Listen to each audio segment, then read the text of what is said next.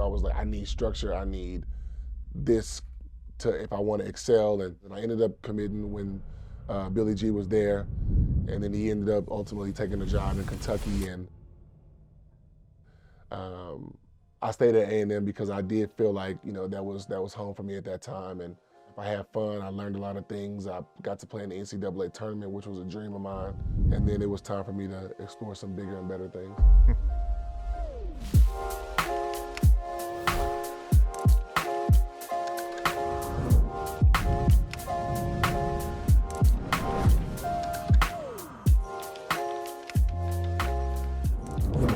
Welcome to Health is Wealth, where we explore the intersection of athletic excellence and personal well-being.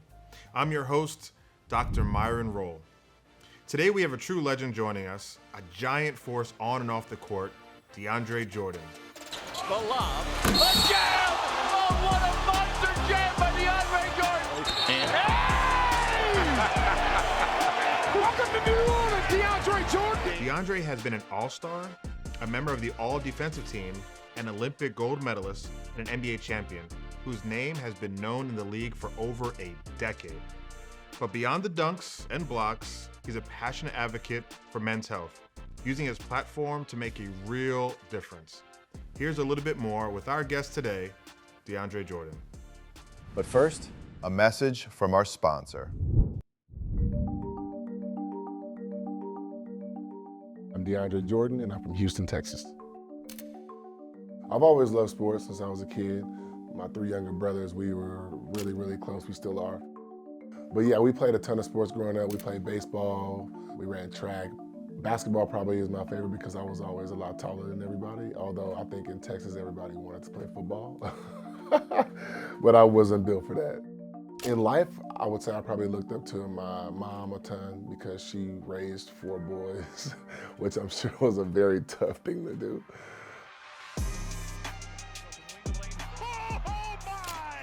When you get drafted, you were always probably the best player in your city, in your state, and one of the top players in the country in college or whatever. But then when you get to this level, everybody is that. Being patient and learning that there's a process and a grind and learning to appreciate that was probably the toughest thing. Taught me how to be a pro, so I learned a lot from those guys, and I really appreciate that. Cooking Clean is my TV show, which I'm very proud of. We just finished filming season 2, and season 3 is on the way. It's just a show about cooking clean and learning about different cuisines and letting everybody at home know that they can do this very easily as well. I became a vegan because I would try different diets throughout the summers. In the off season, I would go vegetarian, I would go pescatarian. And then one summer I went full vegan and I really enjoyed it. My body felt great. And then I started to educate myself on the benefits with my body, with the environment, and I fell in love with it. And that point in time, for those 7 years, it was great for me and my family. DeAndre, it's a pleasure to meet you, man, and pleasure to interview you here on Health as Well. Thanks for being here, man. Thanks for having me, Doc. I appreciate it. I've been looking forward to this. Awesome, awesome. Let's start at the origin of your story. You're from Houston, Texas. Tell me about growing up there, about the energy there, the vibe, and maybe some of the people who influenced you in your hometown. Ooh, man. Houston, Texas is a very, very special place to me. Obviously, it's where I grew up with my 3 younger brothers and my mom, my entire family. My grandparents were extremely influential in my development as a person, as a student athlete. Because my grandmother, for one, was an educator for over 35 years, so school was very important in our household. And if we didn't do good in school, we couldn't play, so that was like extra motivation for us to excel in our books. Yeah, but just growing up in Houston, man, we had to have thick skin, and we grew up in the inner city like a lot of children out there, and we really that kind of like shaped our lives and our relationship as children and as a family and as brothers. Growing up like that, all of my brothers played sports, and we were all lucky enough to receive scholarships to play in college, and we did some great things, and it's a real has a real special place in my heart. So all your brothers played sports, as you mentioned, which is awesome. You mentioned your family lineage of education. Did you and your brothers, look at sports as the outlet to get out of that inner city and progress in your life as sportsmen in the future? I think at that time in our lives we did because that's what we were seeing so much of. But obviously, as time has progressed and you've gotten older and you're a bit more mature about things, you realize that there are more things that I can do to succeed and get out of a certain area or lifestyle other than being an athlete, you know. But I think you need to be able to see those things first to be able to dream it and reach for it. But I think that sports was an outlet for us to, one, just kind of exert some of that boyish energy that we needed to get rid of, and I think that that helped my mom not go too crazy with us. But then it also taught us about togetherness. It taught us about structure and habits and how to work hard and work for something. So we were really fortunate enough to be able to play sports and learn that team aspect because a lot of those things that I learned when I was younger helped translate to now my professional basketball career and also in life. I love that, man. I love that. And we were talking offline about your younger brother, Brett, who played college football at Colorado State, man. Great young man. Yeah. Want to give him a shout out. Basketball being your thing, when did it click for you that, hey, I might be able to take this somewhere, whether it be college to the pros? When did it really hit for you? I think for me, it hit late, maybe like my freshman year of high school. I played on the organized basketball team in 8th grade. I always would play in the park or in the yard with my brothers or at school with friends, but I didn't play on a organized team because one, like that cost money, and we weren't really able to do that at that point in time. But then I ended up playing AAU in 8th grade, and then that opened my eyes to travel basketball and being able to play against some of the best guys my age or even older around the country, and then especially just like around Texas. Like I never had played against anybody from San Antonio or from Dallas or from Austin. So that was big. And then I think my freshman year of high school is when I started to really get recruited and receive offers. So that kind of took me to a level of like, wow, I can actually play in college and get my college paid for. And then as I got older, I'm like, okay, this is something that could lead to a professional career. And then I started to take it a lot more serious. Yeah. So you mentioned the recruiting process. I wanna dive into that a little bit. I was recruited in football coming out of New Jersey, and that process was crazy. I kind of felt like I could tell the coaches whatever I wanted to, and they would do it. For you, how was your process being, one of the top players in the country, getting recruited all over? How did you take that process? Who helped you navigate some of those coaches and those calls that you would get? Walk us through that time in your life. Well, I think for me, like I said, my development and emergence kind of happened when I was later in the grassroots program.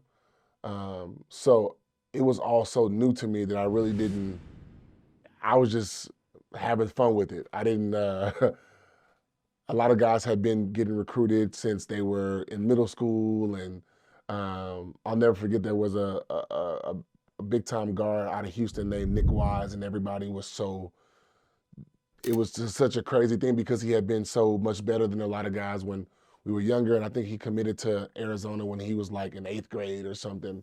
So like that was like this big deal, and it was cool to be able to see that. So for me, when it happened so late, I was just having so much fun with it. I didn't know how to handle it other than me just being a bright-eyed young fella just trying to learn about these different things. And I also think that I kind of manifested a lot of it because when I would talk to my AAU coach about things, I'm like, yeah, when I talk to Rick Barnes on the phone from Texas, I'm going to tell him this. And then a year later, I was getting a call from Rick Barnes from Texas. And I'm sure I was stuttering on the phone because I didn't know how to handle that.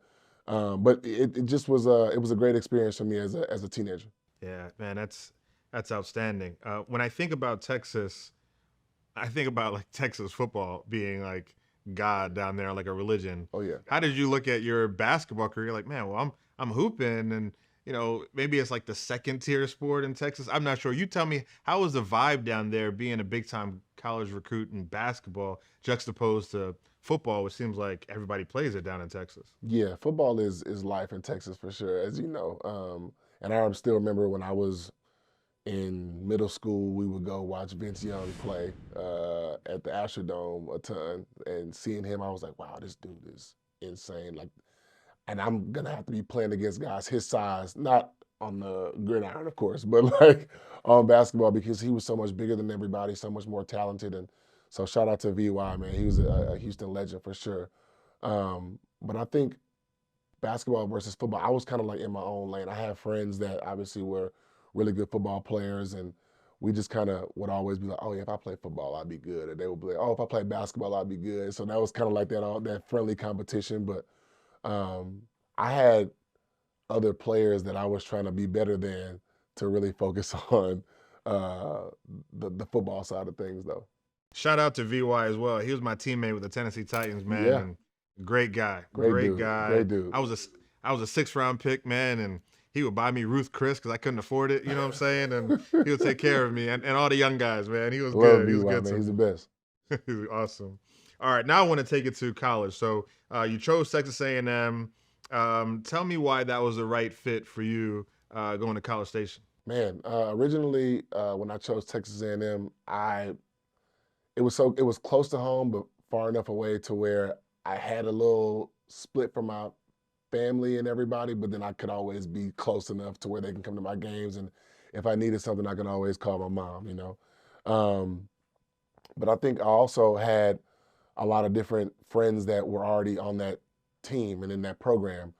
Like I had one of my best friends, Derek Rowland, who's from Dallas, and he was already at A&M. Donald Sloan was there. Martellus Bennett, who I kind of grew up with a little bit, he was there. So I kind of felt at home all the time when I went there because I knew those guys from high school, and some of us played on the same AAU team.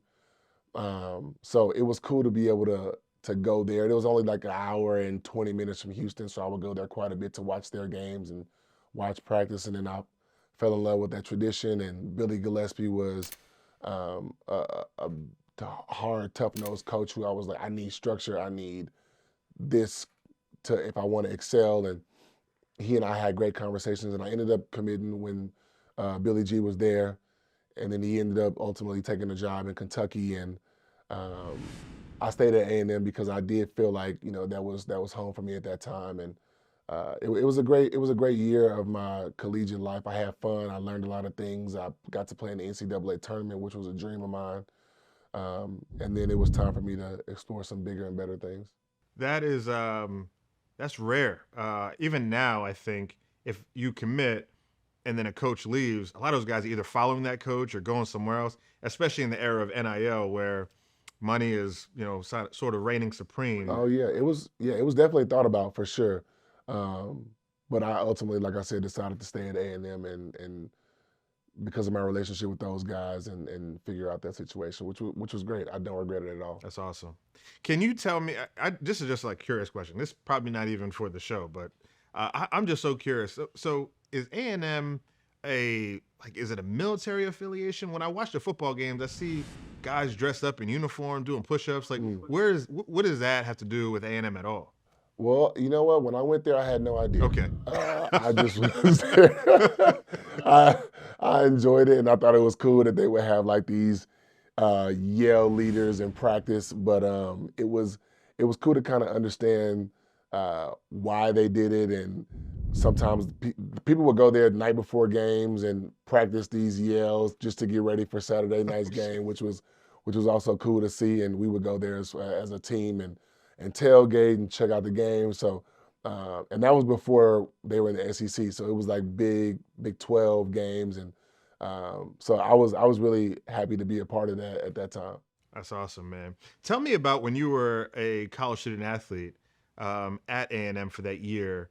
What did you do? We'll get into sort of in-depth things of now, what you do to take care of your body, but what did you do then to kind of take care of your body? What were the athletic trainers telling you and your teammates to do during the season, off season? How was prioritizing your health at that time? Was it important or it really wasn't? I think at 18 and at that point in time, we know so much more now about recovery and prevention. But back then, I think it was just stretch, stem, and ice, and maybe some Tylenol or Advil if you are feeling a little something. But, luckily for me, at 18, I didn't really feel much. I didn't need to stretch much. I just, did a couple of these, couple toe touches, and I was ready to go. So I was fortunate. But now it's a totally different beast, and I'm so much more in tune with my body and how I take care of myself. That's awesome. And then, you spent that year at A&M, you went off to the NBA. I wanted to talk about the differences in the physicality between playing in NCAA to playing in the NBA. How did you take to that physical nature of the game? What did you do to sort of help mitigate some of those challenges early on? Well, I mean, to start off, I will say at that point in time, the Big 12 was a very physical conference. So I got a little taste of that before I was able to, go on and play in the NBA. But, there's a difference between playing against 18 to 22-year-olds and then playing against real adult men, So it was definitely somewhat of a change, but I had been fortunate enough to have a little bit of that physicality in the Big 12. But I feel like when I got drafted, I was 19, and you kind of got baptized by fire a little bit. Like the league was a lot older at that time, if I remember correctly. So most of the guys that started were in their 30s, mid-30s. So these were like guys that are my age now that were starting every night in the NBA. So I was taught very, very early that this is a physical league at that point in time. And then I kind of embraced that and learned about more ways to take care of myself and trick to the trade just to be a good pro. Yeah, man, I totally agree with that. From coming from Florida State, then getting to the Tennessee Titans, the game was fast in Florida State. We had fast players. So that part of the game wasn't too different. People ask me now, Dr. Rolle, what was the difference between college and the NFL?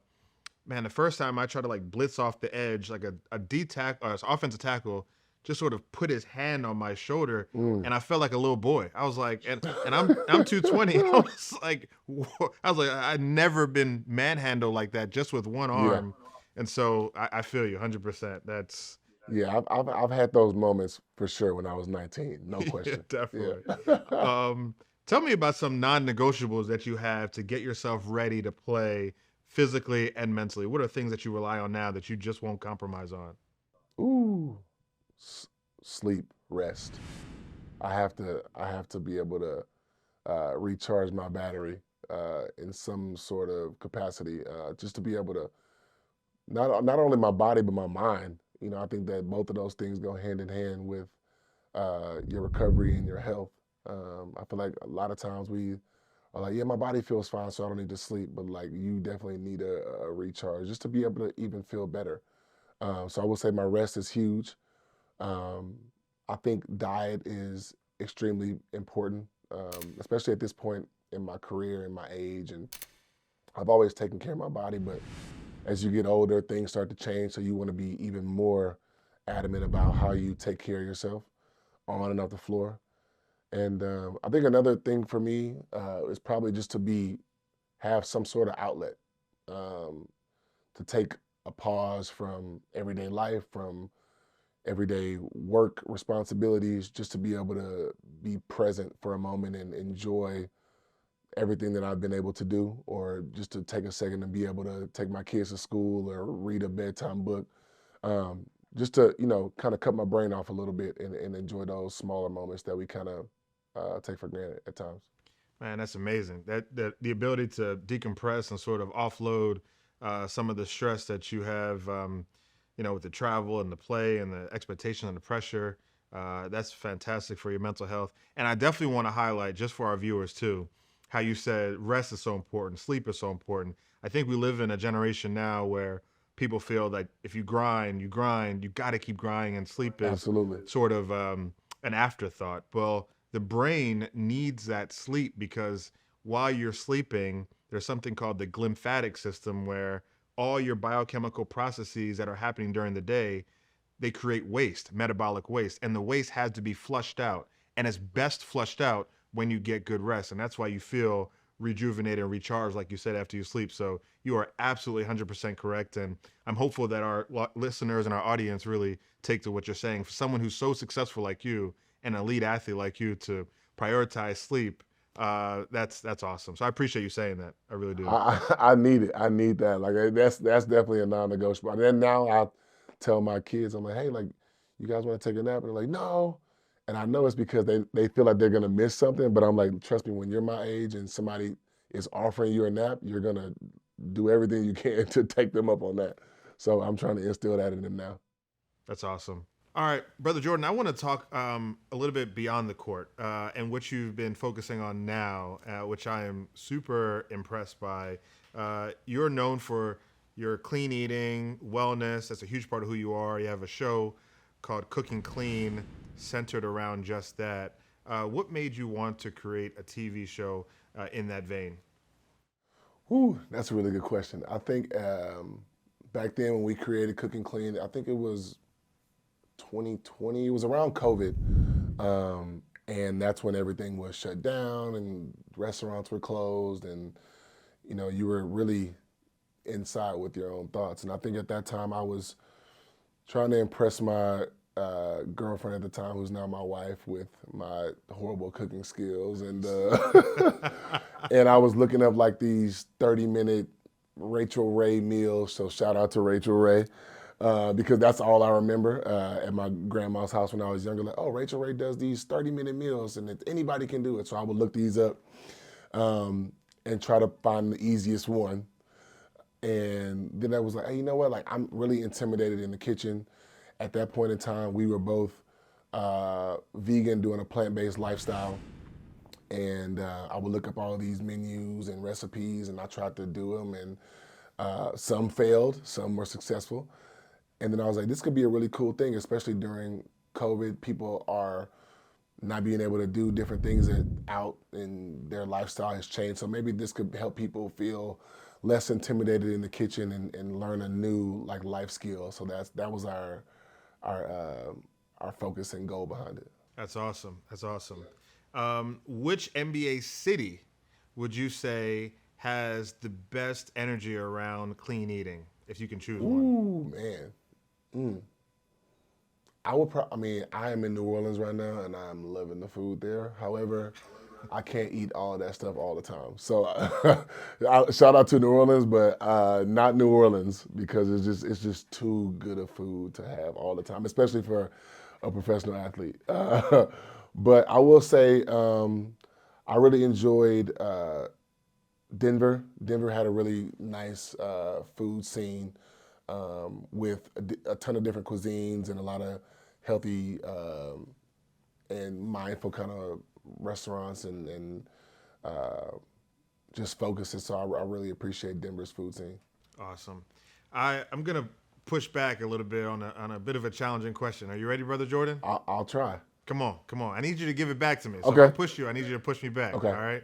So I do appreciate the clean cooking, clean eating, purpose that you're walking into now. I think that's incredibly important. I call food medicine. I think it's so valuable, especially in our community, the Black community, or even just underserved communities.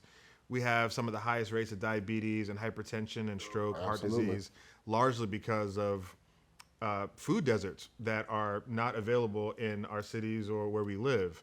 So with saying all of that, clean eating, vegan, trying to be healthy in that respect, sometimes, Brother Jordan, that's quite expensive. And that can price some people out of getting the fresh fruits and vegetables when these people just need food and they're like, you know what, my local bodega got a Twinkie, it costs $2 versus the fresh fruits and vegetables that cost $25. So how do you reconcile the affordability, but also wanting to encourage people who are underserved areas to to eat as best they can? What's your answer for that? It's a hard question, but I want to hear your thoughts on it. No, it is a tough question, and I think I've learned about this as I've been on my journey for clean eating and finding different ways to help the environment.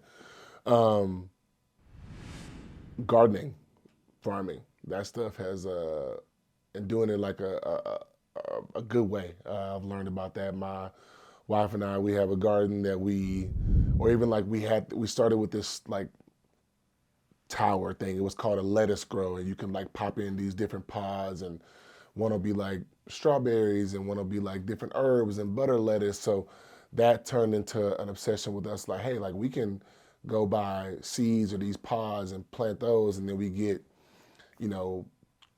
quadruple our worth of what we would have bought in the grocery store, or what we, go to this restaurant and buy a salad when we can just make it with the stuff we have in the backyard. So I think that gardening is a really, really big thing, and it's, in my experience, it hasn't been the most expensive hobby, and you're able to, eat for a very long time off that. I love that. Great answer, brother. Great answer. I appreciate it. But I do agree with you. I think it is kind of, it's a crazy and sucky thing to like have like you said, like I can go here and get a healthy meal and it's going to cost me $30 for one person, or I can go here to a fast food chain or this chicken spot and be able to get 10 pieces of chicken, 2 sides, and some blah, blah, blah for $12, So it's like, if you're living a lower income household, you're obviously going to choose that to be able to feed yourself and your family. So I definitely understand that. So, but if you have the means to be able to do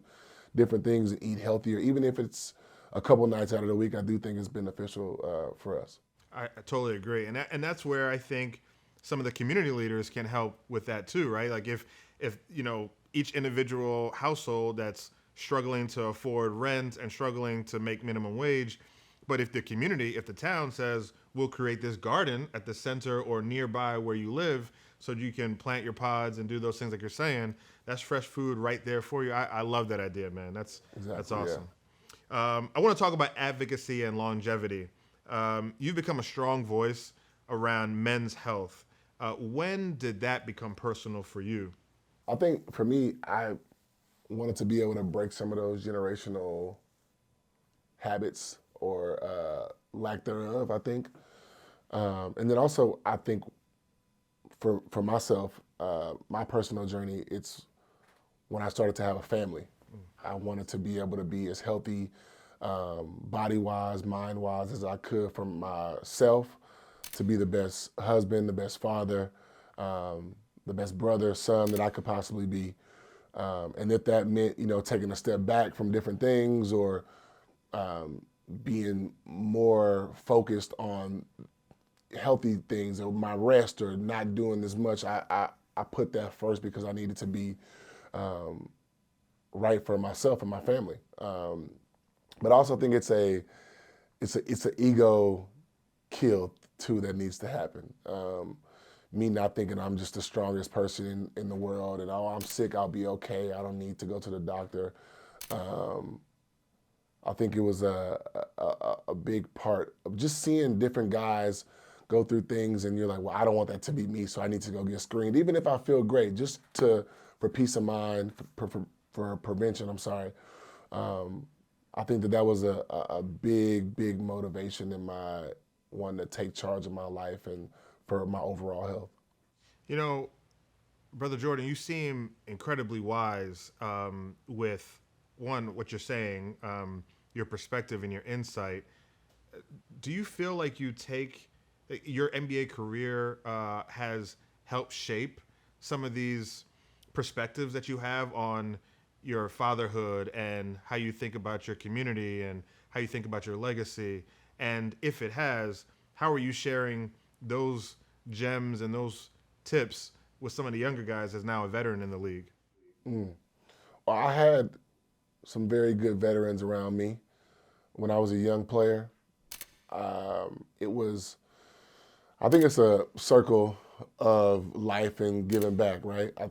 Those guys poured into me what they learned from their vets, and now I'm doing the same thing with younger players. So it's kind of like the same thing I do with my children, not to call my teammates who are younger than me my children. However, I do think that it has a little bit of similarity to it in a sense of where if I'm giving you knowledge that I already know, then you're, in my opinion, 37 years ahead of me already, and you're 19, or my kids are 10 and 3 and 5 months, and now you have all this knowledge already that I have learned from this person and this person, and they could be good things and bad things, what to do, what not to do. So being able to give other people a head start, I think is what's going to help our generation, our world, our environment become a better place, and then we can kind of see those changes work faster and last for longer. Definitely. One thing about our audience, you have some young people who watch our show. You have some non-athletes. Many non-athletes watch our show, but they're influenced by people like yourself, DeAndre, and they find your story fascinating and compelling. What would you tell the everyday person who maybe is not elite like you are from an athletic standpoint, but wants to do better, wants to take themselves into the new year as a new person, as someone who, wants to achieve a health goal? What would be your one piece of advice to that individual to help them sort of achieve that? Well, one, I would say, if you want to become a better person and you need motivation for that, you can, one, look at the person who is hosting this show. That's just, I'm not trying to, Man, but it's a fact. If I was light skinned, I'd be blushing right now, brother. That was hey, it still fascinates me to with your story, man, being able to be a great athlete in college, coming out, being a pro, and being like, hey, you know what, something else is calling me. Although this has been my dream my entire life, like something else is calling me to do bigger and better, and you've been able to reinvent yourself. So I think that that's amazing. So for one, they can look at that and see like, hey, you know what? I can always do something different. But I think I would say my advice would be to not be afraid to fail. If you see things that you want to excel at, it's okay to take a chance at it, because if you don't take a chance at it, then it's like you failed anyway. I think it's fun to take risks, especially if it's something that you are absolutely like in love with. And even if you aren't in love with it, like take chances. We only are here for such a small amount of time, so why not give everything a try, especially if you back it wholeheartedly. I think it's fun to get out there and try new things, especially if you think they're going to help you or the next person. It's great to have a new challenge like that. Definitely. I love that, brother. Well, I really appreciate you being on the show, DeAndre, man. I think that our listeners are going to gain incredible perspective and an understanding, not only about you, your life, where you've come from, but where you are now, walking into your destiny, your purpose, and the type of impact that you're having, not only on the court, but off of it as well. I'm hopeful that a show like this is one that's educational, where people see, how important it is, the things that you hold dear, family and culture and health and guidance and wisdom. And I get the sense and the energy that you have of giving back, service. I can feel that coming from you. That spirit is very, very evident, very clear. So I just appreciate you. I appreciate your family for raising you the way they have. I appreciate you raising your family the way you're doing it now. Thank you for being on Health as well, DeAndre. Thank you so much, brother. Thank you so much, Doc. I appreciate you, man.